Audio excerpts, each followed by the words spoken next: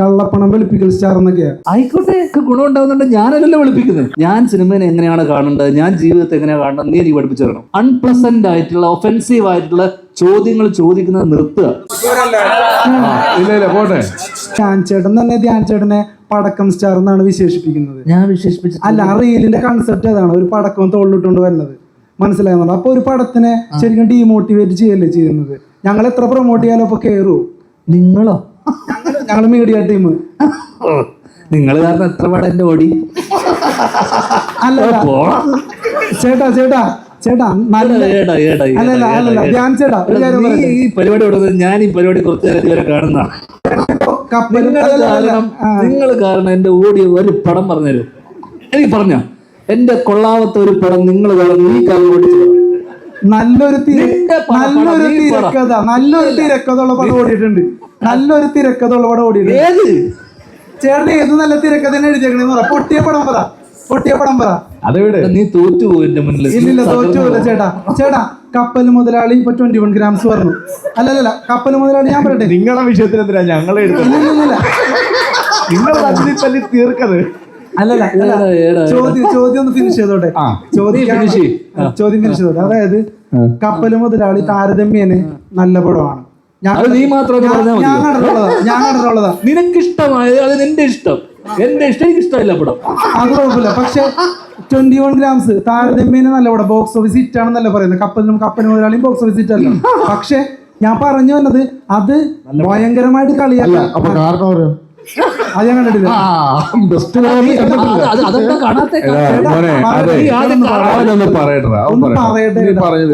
ഞങ്ങളുടെ പോയിന്റ് ഒന്ന് കേക്ക്.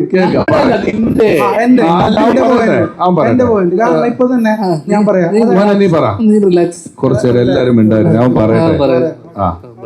അപ്പോ ഞാൻ പറഞ്ഞു വരുന്നത്, നല്ലൊരു തിരക്കഥയുള്ള സിനിമകളൊന്നും പൊട്ടിയിട്ടില്ല. പ്രൊമോഷൻ ഇല്ലാതെ തന്നെ ജയിച്ചിട്ടുണ്ട്. ഞങ്ങളിപ്പോ പറയാത്ത പടങ്ങൾ ഒരുപാട് ജയിച്ച് ഞങ്ങൾ കണ്ടിട്ടുണ്ട്. മനസ്സിലാവുന്നുണ്ടോ? പിന്നെ എൻ്റെ ഒരു അഭിപ്രായം, മലയാള സിനിമയുടെ ഒരു പ്രേക്ഷകൻ എന്നുള്ള നിലയിൽ പറയാണ്, ഏറ്റവും വലിയ പ്രതിസന്ധി ഈ പറയുന്ന പോലെ ഒരു കണക്കില്ലാണ്ട് ചൂടപ്പം പോലെ ഇറങ്ങുന്ന സിനിമകളാണ്. അത് നിങ്ങൾ പ്രൊഡ്യൂസർമാര് ഫുൾ സ്ക്രിപ്റ്റ് വായിച്ചു നോക്കിയിട്ട് പടങ്ങൾ ഇനി മുതൽ സെലക്ട് ചെയ്യണം എന്നാണ് എൻ്റെ അഭിപ്രായം ആസ് എ പ്രേക്ഷകൻ. മനസ്സിലാവുന്നുണ്ടോ? അങ്ങനെയാണെങ്കിൽ പടത്തിന്റെ ഹിറ്റ് ആ ഒരു നിരക്കിലൊക്കെ ഒരുപാട് മാറ്റം വരും. അതല്ലാതെ നിങ്ങളുടെ ഇന്റൻഷൻ എന്താണ് ഇങ്ങനെയുള്ള കുറെ പടങ്ങൾ പ്രതീക്ഷ വെക്കേണ്ടതെന്ന് പറയുന്നത്? ഞങ്ങളൊക്കെ ഒരു സിനിമക്കാരനാവണമെങ്കിൽ തന്നെ ഒരുപാട് പ്രതീക്ഷയിലാണ്. ഇപ്പൊ കപ്പൽ മുതലാളി കഴിഞ്ഞിട്ട് എത്ര നായക വേഷം രമേഷ് പിഷാരടി ചേട്ടന് കിട്ടി? കപ്പൽ മുതലാളി കഴിഞ്ഞു, എത്ര നായക വേഷം കിട്ടി രമേഷ് പിഷാരടി ചേട്ടന്? സൈഡ് റോളിലോട്ട് പോയില്ലേ? പക്ഷെ ചേട്ടന് എത്ര പടം പൊട്ടിയിട്ടും പടം കിട്ടുന്നുണ്ട്. നിനക്ക് ഇതിന്റെ പെറിഫറൽ ആയിട്ടുള്ള കാര്യങ്ങൾ മാത്രമേ അറിയുള്ളൂ. ഒരു പ്രൊഡ്യൂസറും ഒരു ഡയറക്ടറും ഒരിക്കലും എന്നെ വെച്ചിട്ട് എത്ര പടം പൊട്ടി, എന്നെ വെച്ചിട്ട് എന്തിനാ വീണ്ടും വീണ്ടും പടം എടുക്കുന്നത്? ചേട്ടാ, വേറെ ടോക്കാണ് പോണത്. പറയാൻ പറ്റില്ല. പറ. ഇത്രയും നീ പറഞ്ഞില്ല, അതും കൂടെ പറ. ഒരു പ്രൊഡ്യൂസർ ഇരിക്കുന്നു, പറയാൻ പറ്റില്ല. അല്ല, പറ, നീ പറഞ്ഞോ. അതായത് ചേട്ടന്റെ കമന്റ്സിൽ വരുന്നത് കള്ളപ്പണം വെളുപ്പിക്കൽ സ്റ്റാർ എന്നൊക്കെയാ. ആയിക്കോട്ടെ, അതുകൊണ്ട് അവർക്ക് ഗുണം ഉണ്ടാവുന്നുണ്ട്. ഞാനല്ലല്ലോ വെളുപ്പിക്കുന്നത്. എനിക്ക് അക്കൗണ്ടിലാണ്. ഇതൊന്നും അതുകൊണ്ട് എനിക്കെന്താടാ ഗുണം? ആ രീതിയിൽ അവർക്ക് ഗുണം ഉണ്ടാവുന്നുണ്ടോ? അപ്പൊ എന്റെ പടം ഏതാ നഷ്ടമായിട്ടില്ല? എല്ലാരും വെളുപ്പിച്ചില്ലേ? പൈസ എല്ലാം വന്നില്ലേ? ഡയറക്ടർ പ്രൊഡ്യൂസർ സ്ക്രിപ്റ്റ് വായിച്ചു നോക്കണം എന്നൊക്കെ പറയുന്നുണ്ട്. ഇത് വായിച്ചു നോക്കാതെ ഒന്നുമല്ല ഒരു സിനിമ ഇറങ്ങുന്നത്. ഇത് ഇറങ്ങുമ്പോ അങ്ങനെ ഇപ്പൊ അത്രയും സിനിമ ഇവിടെ ഇറങ്ങുന്ന അത്രയും സിനിമ ജനങ്ങൾക്ക് ആവശ്യമില്ല. 150 സിനിമ ഇറങ്ങുന്നുണ്ട്. 12 മാസമല്ലേ ഉള്ളൂ, 365 ദിവസമുള്ളൂ. 150 ദിവസമൊക്കെ ആൾക്കാർക്ക് സിനിമ കണ്ടുപിടിക്കും. അപ്പൊ അത്രയും ചോയ്സ് ഉണ്ട്. എല്ലാ സാധനവും ഇവിടെ ഒരുപാട് ഇറങ്ങുന്നുണ്ട്. ഇവിടെ ഇറങ്ങുന്ന ബിസ്ക്കറ്റും പേസ്റ്റും അരിയും മണ്ണെണ്ണയും കാറും എല്ലാം ഒരുപാട് ബ്രാൻഡുകളുടെ ഒരുപാട് എണ്ണം ഇറങ്ങുന്നുണ്ട്. നമുക്ക് ആവശ്യമുള്ളത് മാത്രമേ നമ്മൾ എടുക്കുകയുള്ളൂ. നീ വഴി കൂടെ നടന്നിട്ട് ഹോട്ടലുകളിൽ ഓരോ 2 മാസം ഇടവിട്ട് നീ ഹൈവേ വഴി യാത്ര ചെയ്താൽ ഹോട്ടൽ തുറക്കും, ഹോട്ടൽ പൂട്ടും, കട തുടങ്ങും. അതുപോലൊരു സംഭവം മാത്രമാണ് ഇവിടെ നടക്കുന്നത്. പലതും വരും, പലരും വീണ്ടും അത് ചെയ്യാൻ തീരുമാനിക്കും. ആ കാലത്തുള്ളതിനേക്കാൾ സിനിമയ്ക്ക് മറ്റ് വ്യാവസായിക അടിസ്ഥാനത്തിലുള്ള കച്ചവടങ്ങളൊക്കെ നടന്നു തുടങ്ങുന്നത് കൊണ്ടും ധ്യാൻ്റെ പടത്തിന് ആ ലെവലിലുള്ള കോസ്റ്റ് വലിയൊരു 100 കോടി പടമൊന്നും അല്ല ധ്യാൻ്റെ പടം എന്ന് പറഞ്ഞ് വരുന്നതും ഇല്ലാതാണ്. അപ്പോൾ ചെറിയ പടം ചെയ്യാൻ ആഗ്രഹമുള്ള ഒരാൾ വരുമ്പം, അത് ഇൻഡസ്ട്രിയെ നിയന്ത്രിക്കുന്ന ഒരാൾ, നീ സിനിമയിൽ വരാൻ ആഗ്രഹിക്കുന്നു എന്ന് പറഞ്ഞില്ലേ, അതേപോലെ സിനിമ ചെയ്താൽ മതി എന്ന് ആഗ്രഹിക്കുന്ന ആൾക്കാരും ഉണ്ട്. അവരെന്തായാലും ഒരു സിനിമ ചെയ്യും. അവർ ചെയ്യാൻ സിനിമ വരുമ്പം അവർ നോക്കിയെടുക്കുമ്പോൾ അവർക്ക് വലിയ ആൾക്കാരുടെ പുറകെ പോകാനോ കിട്ടാനുള്ള സാധ്യത ഇല്ലെങ്കിൽ അവർക്കൊരു സിനിമ ചെയ്യണം എന്നുള്ളതൊരു ആഗ്രഹമാണ്. കിട്ടിയാൽ കിട്ടി, പോയാൽ പോട്ടെ, ലോട്ടറി എടുക്കുന്ന പോലെയാ.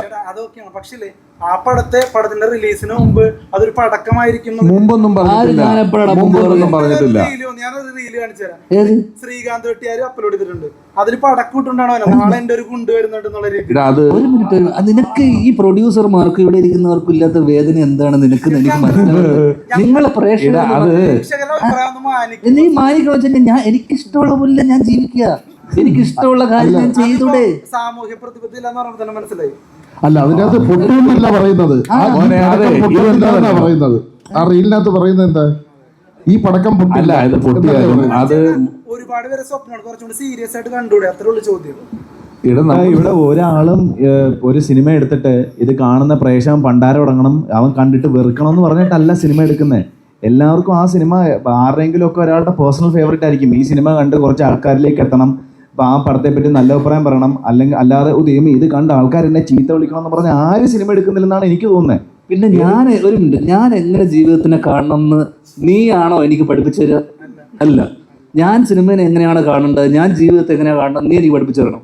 അല്ലല്ല, സിനിമയെ കുറിച്ച് നീ എന്റെ കാഴ്ചപ്പാടും ഞാൻ എങ്ങനെ സിനിമയെ അപ്രോച്ച് ചെയ്യുന്നുള്ളത് രണ്ടുണ്ട്.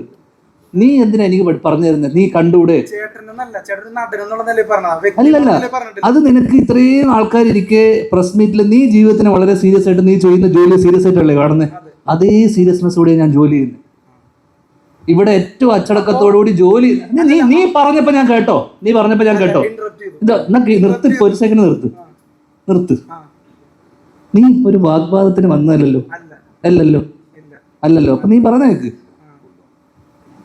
ആവശ്യമില്ലാത്ത കുഴപ്പമില്ല. നീ അത് ചെറിയ ചോദ്യം അല്ലെന്നേ, നീ ചെയ്ത പോലെ തന്നെ അവനും ഒരു ഇതായിട്ട് ചോദിക്കണം.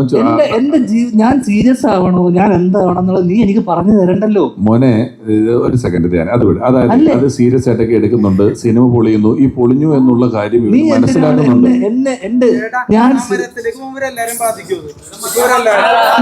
ഇല്ല പോട്ടെ മോനെ, സമരത്തിലേക്ക് പോകണമെന്ന് ഞങ്ങളല്ല.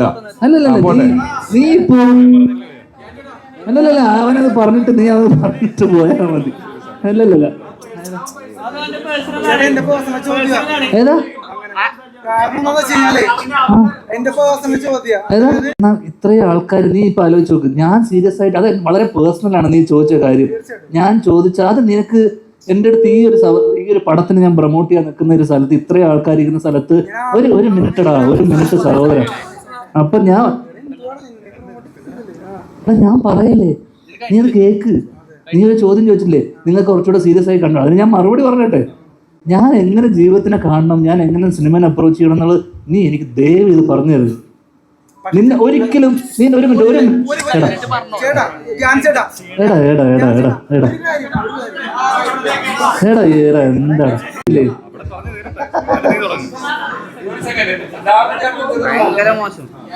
മോന്റെ പേരെന്തുവാ? വേണ്ട അല്ല, ഏത് ചാനലാ? അതും വേണ്ടല്ലേ. പക്ഷെ എനിക്കിപ്പോ നല്ലൊരു അറിവ് കിട്ടി. ഇപ്പം ഞാന്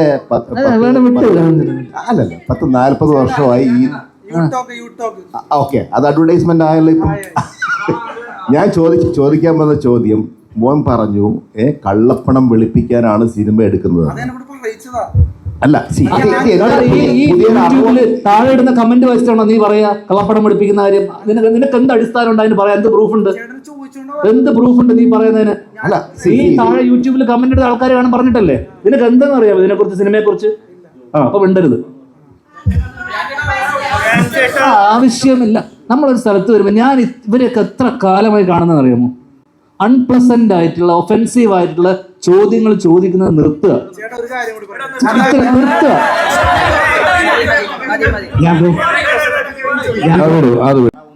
എടാ നീ അത് വിട്, അവനെ നിങ്ങൾ കോർണറിയല്ലേ? കുഴപ്പമില്ല. എടാ എന്തുകൊണ്ടായിരിക്കും ഇത്ര സിനിമ എന്നറിയാമോ? ആൾക്കാരെ വെറുപ്പിക്കാതിരിക്കുക. വെറുപ്പിക്കുന്ന ചോദ്യങ്ങൾ ചോദിച്ചാൽ സിനിമ ഉണ്ടാവില്ല. മനസ്സിലായോ? സിനിമയിൽ വേണ്ടത് വെറുപ്പിക്കരുത്. ഇവിടെ വേണ്ടത് ഹിറ്റ് പടം ചെയ്യുക, ഇതൊന്നുമല്ല. അച്ചടക്കം, മര്യാദ, എവിടെ എന്ത് സംസാരിക്കണമെങ്കിലും വെറുപ്പിക്കാതിരിക്കുക. നീ ഇപ്പൊ ചെയ്തുകൊണ്ടിരിക്കുന്നത് അതാ. നീ ഇത്രയും ആൾക്കാർ പറഞ്ഞിട്ട് നീ വെറുപ്പിച്ചു, എന്നെ വെറുപ്പിച്ചു. ഇത്രയും ആൾക്കാർ നിനക്ക് ഒരു വില ഞങ്ങളെടുത്തുണ്ടോ? ഒന്നുമില്ലല്ലോ. നീ ഇത്ര തവണ ഞാൻ പറഞ്ഞ സമയം നീ മോനെ കുഴപ്പമില്ല. ഇതിനെയും അതിൻ്റെതായ രസത്തിൽ തന്നെ എടുത്താൽ മതി മോനെ, കുഴപ്പമില്ല. നീ ചോദിച്ചോ. മതി